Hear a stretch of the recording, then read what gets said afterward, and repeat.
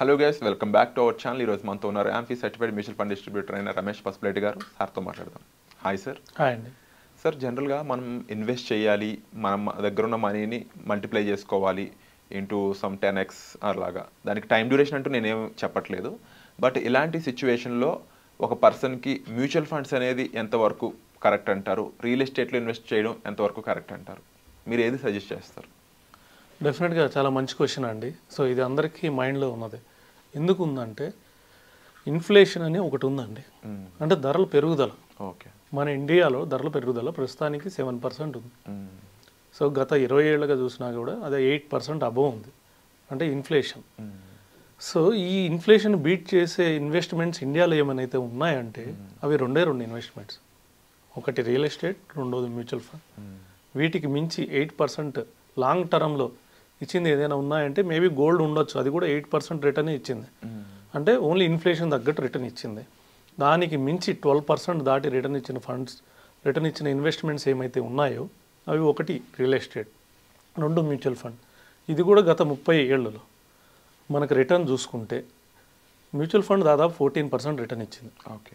Mutual fund 14% return ఇస్తే real estate కూడా approximately 13% return ఇచ్చింది. సో మనకున్న మార్గాలు రెండు. నేనైతే ఎవరికైనా ఒకటే చెప్తాను, రెండిట్లో ఇన్వెస్ట్ చేయాలి, డైవర్సిఫై చేయాలి. ఇది మంచిది, ఇది చెడుదని చెప్పే కన్నా రెండిట్లో ఇన్వెస్ట్ చేయాలి. కాకపోతే మన వెసులుబాటు ఎలా ఉంది? వెసులుబాటు అంటే ఇప్పుడు మన దగ్గర సపోజ్ రియల్ ఎస్టేట్లో ఇన్వెస్ట్ చేయాలంటే ఇమీడియట్గా ఒక పెద్ద అమౌంట్ కావాలి. ఒక 10 lakhs కావాలి, 20 lakhs కావాలి, 50 lakhs కావాలి, 1 crore కావాలి. ఇది ఒకేసారి మనం చేయలేం. అవును.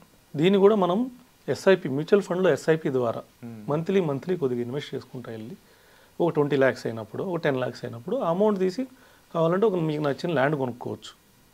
అంతేగాని ముందే ల్యాండ్ కోసం అప్పులు చేయడం, ఇట్లా చేసి దానికి ఎక్కువ ఇంట్రెస్ట్లు కట్టడం, దాని వెనకబడడం, ఇవన్నీ కరెక్ట్ కాదు. సో అందుకని చెప్పేసి మ్యూచువల్ ఫండ్ ద్వారా ఇన్వెస్ట్ చేసి అందులో వచ్చిన పెద్ద అమౌంట్ తోటి మీకు కావాల్సిన ఇల్లు లేకపోతే ల్యాండ్ కొనుక్కోండి. రెండిటికి తగ్గ మ్యూచువల్ ఫండ్కి లేదా రియల్ ఎస్టేట్కి రెండిటికి దాని తగ్గ పాజిటివ్స్ ఉన్నాయి, దానికి తగ్గ నెగిటివ్స్ ఉన్నాయి. రియల్ ఎస్టేట్ కూడా మంచి గ్రో అయింది మనకి. అంటే అందరికీ గ్రో కాకపోవచ్చు. మనకు అంటే 10 places ఉన్నాయనుకుంటే ఒక ప్లేస్ పెరిగిద్ది. సో రైట్ చూసింగ్ ఇది ఇంపార్టెంట్. చాలామంది ఏం చేస్తుంటారు, ఒకే చోట పెడతారు. ఒకే చోట పెట్టద్దు. 4 వైపులు ఉందనుకోండి, 4 వైపులు కొద్దిగా పెట్టండి. 20 లక్షలు ఉందంటే 5 లక్షలు పెట్టండి, లేకపోతే 10 లక్షలు 2 వైపులు పెడితే ఒక వైపు పెరగపోయినా ఒక వైపు పెరుగుతుంది. ఇదే మ్యూచువల్ ఫండ్లో కూడా మేము ఇదే టెక్నిక్ వాడతాం. అంతా అమౌంట్ తీసుకుని ఒకే ఫండ్లో పెట్టాం, ఒక 4 fundsలో పెడతాం. అప్పుడు ఏమైందంటే ఒక్కొక్క ఫండ్ ఒక్కొక్క టైంలో పెరుగుతుంది. లార్జ్ క్యాప్ ఒక టైం, మిడ్ క్యాప్ ఒక టైం, స్మాల్ క్యాప్ ఒక టైం, మల్టీ క్యాప్ ఒక్కొక్క టైంలో ఒక్కొక్కటి పెరుగుతుంది. ఆ విధంగా యావరేజ్ రిటర్న్ వచ్చే అవకాశం ఉంది. సో అందుకని చెప్పేసి రెండు దగ్గర పాజిటివ్స్ ఉన్నాయి, రెండు దగ్గర నెగిటివ్స్ ఉన్నాయి. అయితే రియల్ ఎస్టేట్లో ఏంటంటే కొద్దిగా లిక్విడిటీ తక్కువ ఉంటుంది. అమ్మాలన్నప్పుడు బయర్ ఉండరు. ఇప్పుడు ప్రజెంట్ హైదరాబాద్ సిచ్యువేషన్ చూస్తే అమ్మాలనుకునే వాళ్ళు ఉన్నారు, కొనేవాళ్ళే లేరు. కొందామనుకుంటే వాళ్ళకి హైడ్రా ఉందా, ఏదైనా బఫర్ జోన్లో ఉందా, ఎస్టీఎల్లో ఉందా, వాళ్ళకి ఎవరికి తెలియట్లే. సో అందుకని కొద్దిగా లిక్విడిటీ తక్కువ ఉంటుంది. ఇప్పుడు అమ్మే వాళ్ళకి 50% కూడా రాదు. నాకు అక్కడ ₹1 కోటి ఫ్లాట్ ఉంది, నేను 1 కోటికి అమ్ముతానంటే ఎవరు కొనరు. 50 లక్షలకు అమ్ముతానంటే కొనవచ్చు. కానీ మ్యూచువల్ ఫండ్లో ఉన్న ఫెసిలిటీ ఏంటంటే ఇవాళ ₹1 కోటి ఉందంటే ఇవాళే మనము ఒక బటన్ ద్వారా, ఓ ఓటీపీ ద్వారా నొక్కేస్తే మనకు డే ఆఫ్టర్ టుమారో ఎల్లుండే మన అకౌంట్లోకి వచ్చేస్తుంది. ఓకే. సో ఆ మ్యూచువల్ ఫండ్లో అది మంచి అవకాశం ఉంది. జనరల్గా సార్, అంటే ఇన్వెస్ట్మెంట్స్కి సంబంధించి ఇండియా హోల్గా చూసుకుంటే నార్త్ ఇండియాలో ఇన్వెస్ట్మెంట్స్ మీద కొంచెం ఎక్కువ అవగాహన ఉందన్నమాట. బట్ సౌత్ ఇండియాకి వచ్చేటప్పటికి చాలా తక్కువ. అందులో తెలుగు వాళ్ళకి వచ్చేటప్పటికి ఇన్వెస్ట్మెంట్స్ అనగానే ఇప్పుడు నాకు శాలరీ ఒక 30,000 వస్తుంది, నాకు ఇన్వెస్ట్మెంట్స్కి నాకు సంబంధం లేదు అన్నట్టు బిహేవియర్ ఉంటాయంట అన్నమాట.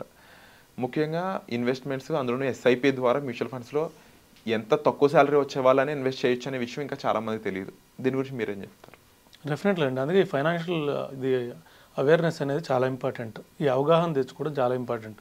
దీనికి మనం చాలా సదస్సుల ద్వారా వెళ్ళి దాని గురించి పూర్తిగా అర్థం చేసుకుని ఇన్వెస్ట్ చేస్తే దీన్ని మించిన ఇన్వెస్ట్మెంట్ లేరు.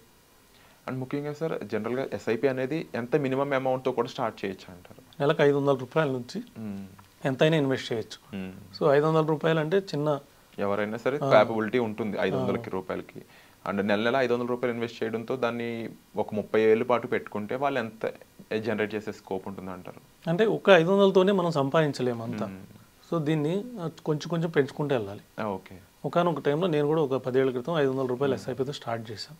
దాన్ని పెంచుకుంటా, మన వేతనం పెరిగినప్పుడల్లా పెంచుకుంటా వెళ్తే మన గోల్స్ అన్ని అచీవ్ అవ్వచ్చు, కొన్ని క్రోర్స్ అచీవ్ కావచ్చు. క్రోర్స్లో కూడా అవైలబిలిటీ ఆ స్కోప్ అనేది ఇక్కడ కనిపిస్తుంది. 30 ఏళ్ళు ఉంటే ఈజీగా ఒక పెద్ద అండ్ మోర్ దెన్ రియల్ ఎస్టేట్లోను అలాగే మ్యూచువల్ ఫండ్స్లో ఉన్న positives and negative pros and cons రెండు మాకు ఎక్స్ప్లెయిన్ చేయడం జరిగింది. Thank you so much.